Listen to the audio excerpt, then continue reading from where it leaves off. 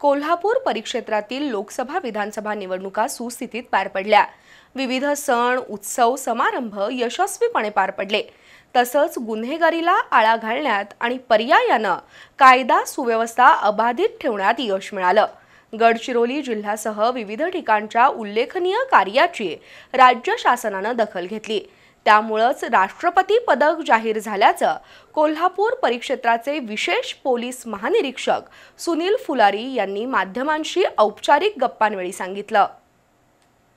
कोल्हापूर परिक्षेत्राचे विशेष पोलीस महानिरीक्षक सुनील फुलारी यांच्या आजवरच्या उल्लेखनीय कामगिरीची दखल घेऊन शासनाने त्यांना राष्ट्रपती पदक जाहीर केले। त्यांच्यावर सर्व स्तरातून अभिनंदनाचा वर्षाव होतोय। दरम्यान माध्यमकर्मींशी आज त्यांनी संवाद साधला। सुनील फुलारी यांनी गडचिरोली आणि चंद्रपूर या नक्षली परिसरात उल्लेखनीय काम केलं। कोविड काळात मानवता सेवा केली।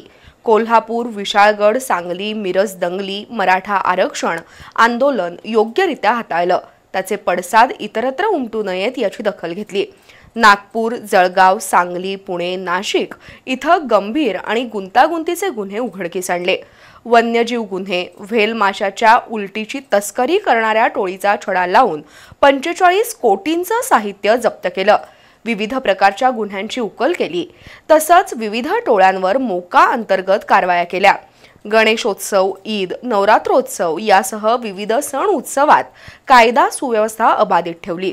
भीमा कोरेगाव बंदोबस्त, पंढरपूर वारी, लोकसभा, विधानसभा निवडणुका, पंतप्रधान, राष्ट्रपती, विविध राज्यांचे मुख्यमंत्री, केंद्रीय मंत्री यांच्या दौऱ्यांचं व्यवस्थित नियोजन केलं।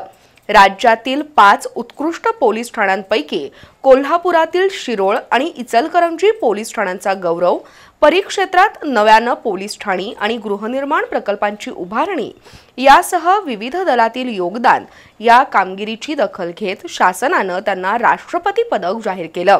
दरम्यान कोल्हापूर प्रेस क्लबचे अध्यक्ष शीतल धनवडे, उपाध्यक्ष प्रशांत आयरेकर, दिलीप भिसे, भूषण पाटील, विजय केसरकर, रणजित माजगावकर, दीपक जाधव यांच्यासह पदाधिकाऱ्यांनी विशेष पोलीस महानिरीक्षक सुनील फुलारी यांचा सत्कार केला।